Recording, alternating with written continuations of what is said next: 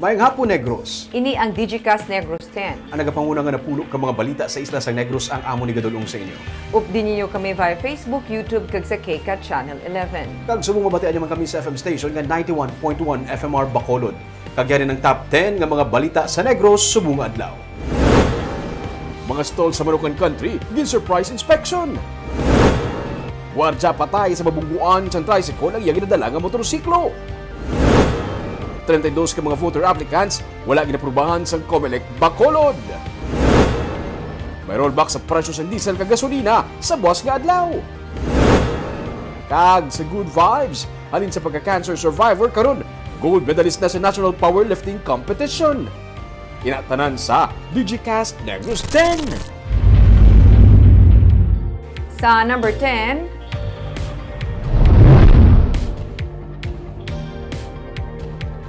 rollback sa presyo sa produkto petrolyo ipatuman sa buwas. Magapatuman sang rollback sa presyo sa produkto petrolyo sa buwas. Base sa announcement sa mga petroleum companies, masobra sa 2 ka pesos ang igabuhin sa bilis ang kada litro sa diesel, gasolina kag kerosene. 2 ka pesos kag 20 sentimos ang inubos sa kada litro sa diesel, samtang 2 ka pesos kag 10 sentimos naman ang iganubo sa bilis ang gasolina.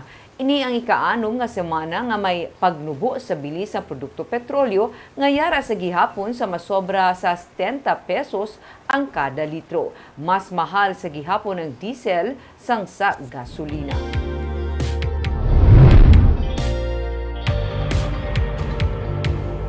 Sa number 9, iga-regulate sa syudad sa Bacolod ang mga sidewalk vendors karon nga nagapadayon ng pagkayo sa mga dalagko nga merkado sa Bacolod. Upod sa pagsinapol ng Mayor Albi Benitez at Councilor Celia Flor sa mga market vendors ang Sabado, ang mga tiglawas man sang sidewalk vendors sa Bacolod. Sila man ang nagpalabot sa pagkabalaka nga mawad-an sa panangabuhian sa tiyon nga matapos na ang pagkaayos ng 3 ka mga dalagko nga merkado sa syudad. Magluwas diri, iban sa ila nga naapektuhan man ang tinalikdan nga clearing operation ang naghiyo man nga makabalik sa bagbaligya. Sunod sa kay Flor nga amo ang nagapamuno sa Committee on Markets and Slaughterhouse, wala sang intensyon ang syudad nga kuwaan sa panangabuhian ang mga sidewalk vendors. Pero ginakinahanglan nga mapatuman ang mga regulasyon pinagi sa isa ka ordinansa agudman hindi malubos nga maapektuhan ang lakat sa trapiko sa syudad. Sa inventory sa syudad, naglabot sa may kapin sa 1,000 ang mga sidewalk vendors nga kalabanan yara lang sagwa sang mga merkado.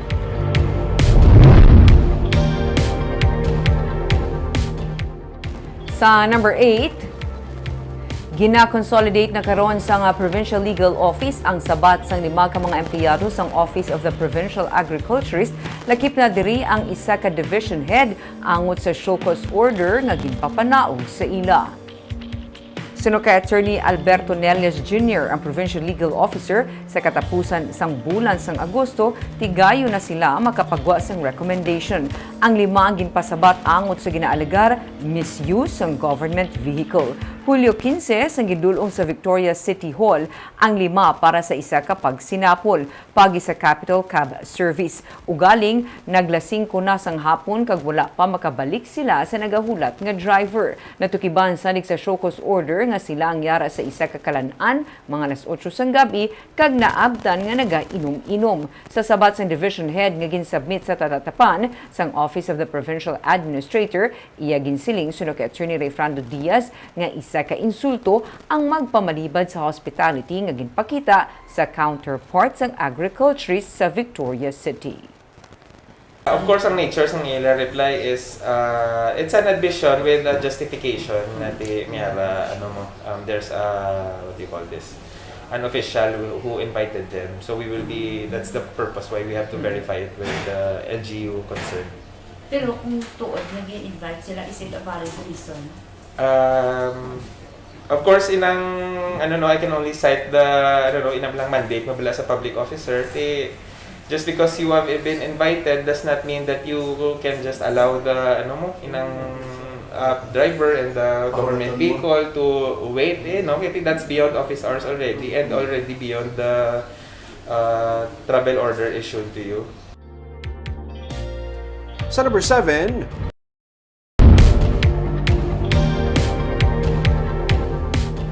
1.2 milyon pesos nga baloro sa iligal nga droga sa babas operation sa banwasang Valencia sa Negros Oriental.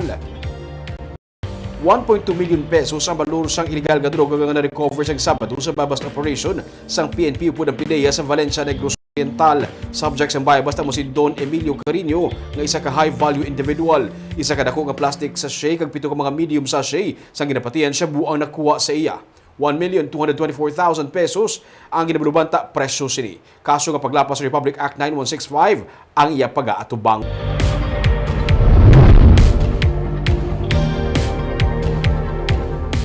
Sa number 6, sa syudad sang Silay, soltero na sapwan nga patay kag ginlaslas pa ang liong. Biyernes ang gabi isang nasapwan nga duguon sa dalan sa barangay Mambulak, syudad sang Silay, kag wala na sang kabuhi ang 20 anyos nga si Steven Placido. May pilas initugas ang buno sa iya ilok kag ginlaslas ang iya nga liog. Pagkasunod nga adlaw, tigayon nga nadakpa ng suspect nga amo si Gerald Superficial. Siya ang positibo nga nakilala sang mga nakasaksi sang insidente. Suno kay Lieutenant Judices Catalogo, ang spokesperson sa Negros Occidental Police Provincial Office, daan nga dumtanay ang motibo sa krimen. Isa man sa ila ginalantaw ang mga posible mistaken identity nga natabo kag ang kapid sang biktima amo kuntani ang tuyo nga patsyon sang suspect.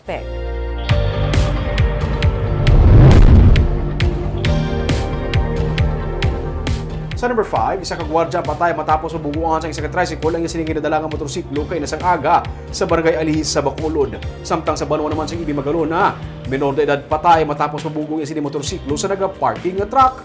May report si Marcian Muyko.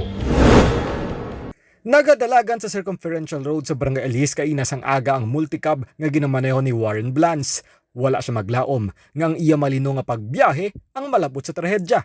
Nakuha sa dashcam sang salakyan ni Blance ang pag-overtake sang nagasunod sa iya nga tricycle kaga aktual nga pagbunggo sini sa nagasugata ang motorsiklo. Matapos ang pagbunggo, nagtabog pa ang driver sang motor sa multicab ni Blance. Nag-overtake siya, so times 2 na daan po na log mo. Umutuway na siya kabalik.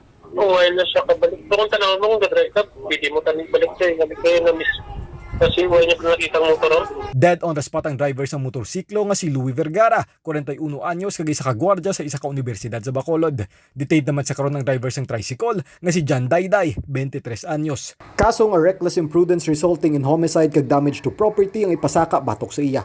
Samtang, patay man ang 17 anyos nga lalaki matapos magbunggo ang ilang motorsiklo sa nagaparking nga truck sang Sabado sang gabi sa highway sakop sang barangay San Jose sa Ibi Magalona. Ang iaupod nga si Vincent Binyas, 18 anyos, ang karon patay naman nga ginabulong sa ospital. Sa investigasyon sang PNP, ang minor de edad among nagadala sang motor kag nagabiyahe gikan sur padulong norte nga bahin sang dalan sang ining magbunggo sa truck nga nagaparking sa dalan. Dead on arrival sa ospital ang minor de edad, gindetain naman ang driver sang truck. Marcian Muyko para sa Digicast Negros.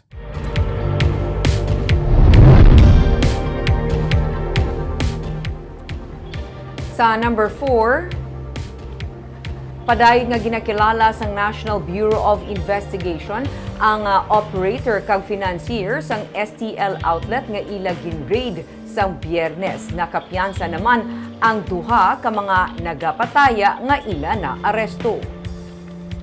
60,000 pesos ang ginpiyansa ni Reyne Lopez kag 72,000 pesos naman ang ginpiyansa ni Arkens Espida sang Sabado.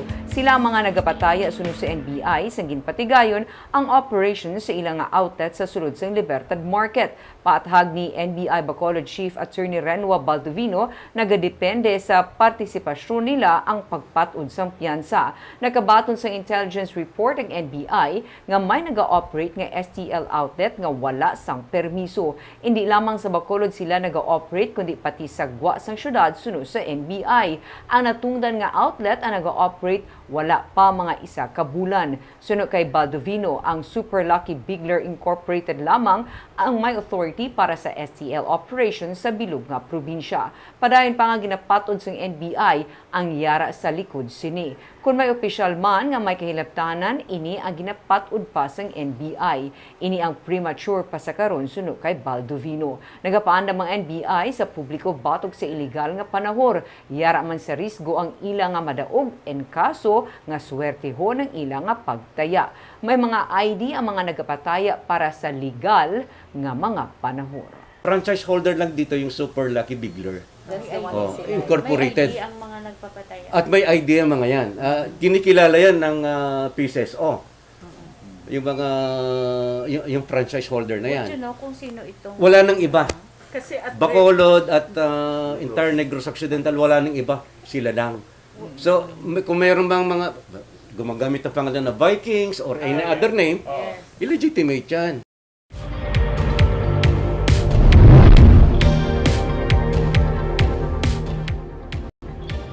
Sa number 3, presyo sang baka kag kada beef ang nagsaka.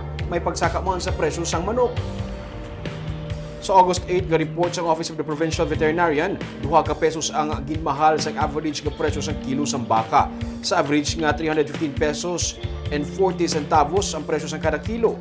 Piso kag 38 sentimos naman ang gitsaka sa kada beef nga karon 297 pesos kag 87 centavos ang average price per kilo. Kag 54 centavos naman ang gitsaka sa kada kilo sang manok nga broiler nga yara karon sa 211 pesos and 31 centavos ang average price per kilo sunod sa Provincial Veterinary Office. Sa Escalante kag Sagaya may pinakamahal nga bilisang kada beef 340 pesos ang kilo. Sa San Carlos City naman kag Calatrava ang may pinakamahal nga bilisang baka 375 pesos ang kilo. Sa Don Salvador Benedicto naman ang may pinakabarato nga bilisang kada beef kag baka nga 195 pesos ang kilo. Wala naman sa problema sa supply sa manok karon sunod sa kay Dr. Placida Limana ang OIC sa Provincial Veterinary Office.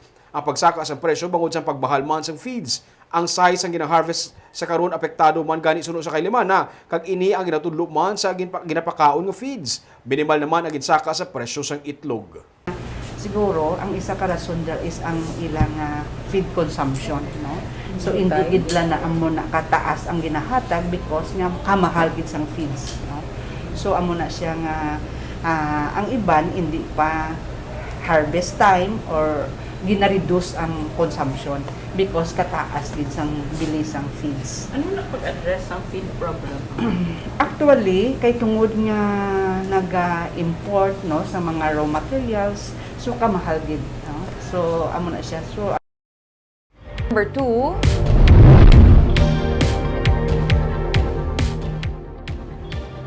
Trentaydos ka mga voter applicants ang gindisapprove sa COMELEC Bacolod. Sa 41 ka mga voter applicants nga napaidalom sa Election Registration Board hearing, 32 ang na-disapprove. Kalabanan sa ila gikan sa Barangay 19 kag Barangay 41. Sunod kay Bacolod Election sa Officer, Attorney Cathrina Trino Kanya, natalupang danila nga kalabanan sa mga na-disapprove ang wala sang puluyan o kung wala na naga-istar sa mga barangay kundiin sila luyag magboto. Sa kabilugan, naglapot sa masobra 10,000 ang mga voter applicants nga nagparehistro para sa natalana nga barangay kag sangguniang kabataan elections sa ginapaabot nga Disyembre 5. Marason man nga magapatigayon sa delisting ang COMELEC sa mga double registrants pati na sa mga yadtong nagtaliwan na. And during sa ERB hearing sa pagpamangkot sa ila, may ara sila admission nga wala na gid man sila sa barangay 19. Dito na sila nagapuri sa Pedring. Ang 19 na daes ang ila lang ang mga baligyaan. So kakadto sila dara para magtinda, although masiling tanga mas laban ang ila nga tinadira sa may Burgos no sa barangay 19 dahil because ng ila nga paninda ila nga business. But wala sila balay dira. So for that, gindisapprove sila sa ERD. Kag sa numero 1 sa mga balita, subong adlaw.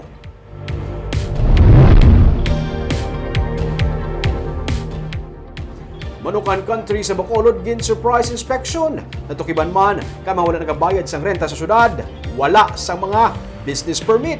May report si Nico Delfin. Isa ka surprise inspection ang ginpatigayon kay Inas ang aga sang katapos ang Joint Market Inspection Team sa Manukan Country. Sa pagpanguna ni Councilor Celia Flor upod sa mga opisyales ng City Legal Office, City Treasurer's Office, City Health Office ug Office of the Building Official, ilagin libot ang mga stalls. Ginusisa ang mga permit kag pati na mga kusina sa mga kalanaan. Ang una gid ang sanitation. Siyempre kalanaan bala ni. No do ka budlay man nga ang syudad mismo violator sa sanitation code. No, so we have to check because proteksyonan naman ang consumers naton. No, sa aton nga mga nagalaon. May nakitaan sila nga mahigko nga mga kusina nga isa ka bayolasyon sa sanitation. Natukiban man sa inspection team nga kalabanan sa mga stall owners ang wala makarenew sa ilang nga mga business permit. Isa sa mga kalan-an ng laksam na sang propiedad sang syudad. Malantawa kami bisang permit ni Ben. Nga bisan ang process niyo. Kundi na kung maka-advise kita ko nanon kana. Siling ni City Administrator Attorney Boyet Maghari, maga-issue sila sang notices sa mga stall owners angot sa mga violation nga nakitaan sa Manukan. Take up man namon mag-meeting kami sa market committee kung mahatag ta restructuring kag malantaw ta do tayo konsiderasyon amnesty sa mga arrears. Ang laksam take may notice anay si City Legal. Dapat mapiparan magta para maskara para magmayo ang Manukan. Sa pagsinapol, nag-ayo ang asosasyon sa mga stall owners nga matagaan sila sang kahigayunan nga mabayaran ng ila utang nga wala sang penalidad. Amnesty sa among arrears. Tapos kadua, kung pilang yatag nila nga payment namon kada bulan. Tapos ang katatlo na sa taga kami news permit. Halos tanan wala kami permit. Dugay na mga since mga 90s siguro. May masobra sa 8.6 million pesos ang sulokton sang syudad sa Manukan Country nga kabahin sang kapin 35 milyones pesos nga sulokton sang syudad para sa renta sa tatlo pa ka mga merkado. Nico Delfin para sa Digicast Negros.